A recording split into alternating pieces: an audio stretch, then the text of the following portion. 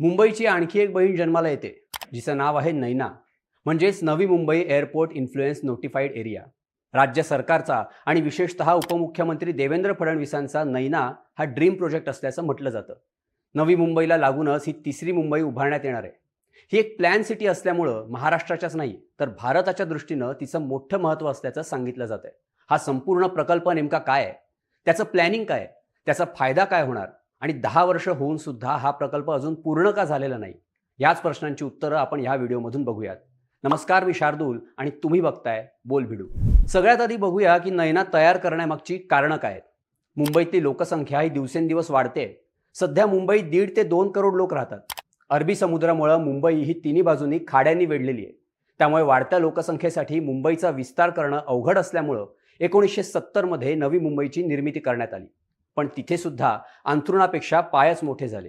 मुंबईतली वाढती गर्दी थांबवणं अशक्य असल्यामुळं मुंबई आणि नवी मुंबईच्या जवळच नैना हे नवीन शहर उभारण्याचा पर्याय समोर आला. नवीन शहर उभं करण्याचं आणखी एक कारण म्हणजे 2011 मध्ये नवी मुंबई आंतरराष्ट्रीय विमानतळ प्रकल्पाला परवानगी देताना केंद्रीय वन आणि पर्यावरण मंत्रालयानं विमानतळामुळे MMR रिजनमध्ये वाढणारी वाहतूक नियंत्रित करण्यासाठी आणि अनधिकृत बांधकामं टाळण्यासाठी विमानतळाला लागून असलेल्या जमिनीचा योग्य पद्धतीनं विकास करण्याची अट घातली होती. त्यातूनच नैना ही संकल्पना उदयास आली. ठाणे आणि रायगड जिल्ह्यातली काही गावं मिळून 371 स्क्वेअर किलोमीटर जागेवर हे शहर उभं करण्याचा प्रस्ताव होता. 10 जानेवारी 2013ला GR काढून राज्य सरकारनं ह्या शहराचा विकास करण्याची जबाबदारी सिडकोवर सोपवली. 2014 मध्ये या प्रकल्पाचा आराखडा सिडकोकडून तयार करण्यात आला. हे शहर देशातलं सगळ्यात मोठं शहर असणार आहे. नवी मुंबई इंटरनॅशनल एअरपोर्ट लगत असलेल्या 25 किलोमीटर रेडियसच्या जमिनीवर नैना शहर वसवण्यात येणार आहे. यामध्ये एकूण 174 गावांचा समावेश आहे. आता बघूया नैनाच्या उभारणीसाठी सिडकोचा नेमका प्लॅन काय. सिडकोकडून एकूण 11 TPS म्हणजेच टाउन प्लॅनिंग स्कीम्समध्ये नैना प्रकल्प विकसित करण्यात येणार आहे. प्रकल्पामध्ये ज्या स्थानिकांच्या जमिनी जाणार आहेत त्यांना त्यांच्या मूळ जमिनीच्या 40% जमीन देण्यात येणार आहे, तर 60% जमिनीवर पायाभूत सुविधांचा विकास करण्यात येणार आहे. यानुसार सध्या पहिल्या टप्प्याचं काम अंतिम टप्प्यात असून दुसऱ्या टप्प्यासाठी सिडकोकडून प्रकल्पबाधित 6 गावातील जमीनधारकांना त्यांच्या जमिनींसाठी प्रस्ताव दिलाय. तसंच TPS 2 ते TPS 6 साठी आतापर्यंत सिडकोकडून स्टेज 1 पर्यंतचे रस्ते, फुटपाथ यांसारख्या सुविधांसाठी टेंडर काढण्यात आले. महाराष्ट्र सरकारकडून सुद्धा सिडकोला या कामाला गती देण्यासाठी लँड सर्व्हिस ऑफिसर्स आणि रेव्हेन्यू ऑफिसर्सची फौज देण्यात आली आहे, ज्यामुळे हे काम लवकरात लवकर पूर्ण होण्यास मदत होणार असल्याचं सांगण्यात येत आहे. ही एक प्लॅन्ड सिटी असल्यामुळं पर्यावरणपूरक आणि लोकांच्या गरजा पूर्ण करण्यासाठी योग्य त्या सोयीसुविधा सुद्धा यामध्ये असणार आहेत. या तिसऱ्या मुंबईचा नेमका फायदा काय होणार ते आता बघूया. नैनामध्ये सिडकोकडून सामाजिक, शैक्षणिक, आरोग्यविषयक सोयीसुविधांसाठी डेव्हलपमेंट झोन्स तयार करण्यात येणार आहेत. तसंच या शहराला महामार्ग, रेल्वे आणि मेट्रोच्या माध्यमातून चांगली कनेक्टिव्हिटी सुद्धा देण्यात येणार आहे. त्यामुळे हे शहर इतर प्रमुख शहरांना जोडलं जाणार.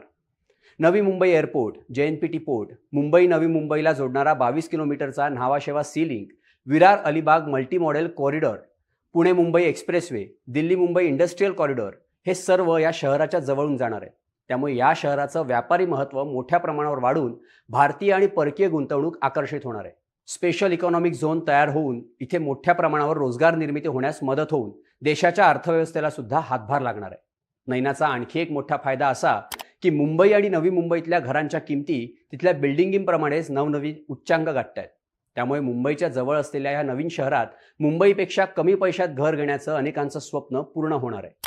शिवडी ते JNPT या ट्रान्स हार्बर लिंकमुळे हे शहर मुंबईला जोडलं जाणार आहे.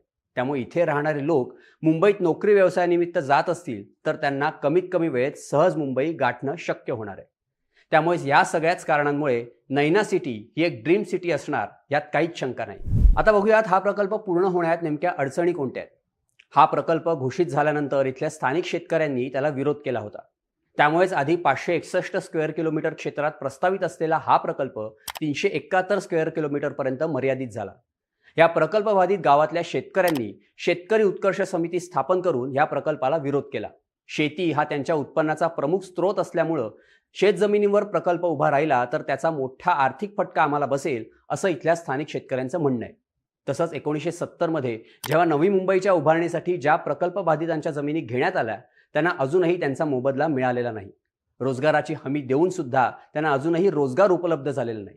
त्यामुळे स्थानिकांचा सरकार आणि सिडकोवर विश्वास नाहीये. तसंच मूळ मालक असलेल्या जमीनधारकांना 40% पर्यायी जमीन दुसऱ्या ठिकाणी देण्यात येत असल्यामुळे सुद्धा या प्रकल्पाला विरोध होत आहे. पण तरीही त्यांच्या मागण्या पूर्ण करण्यासाठी राज्य सरकार आणि सिडकोकडून प्रयत्न करण्यात येत आहेत. त्यामुळे अलीकडच्या काळात ह्या प्रकल्पाला गती मिळाल्याचं सांगण्यात येत आहे. या सर्व कारणामुळे येत्या काही वर्षात देशातलं हे सगळ्यात मोठं शहर तयार होण्याची शक्यता वर्तवण्यात येते.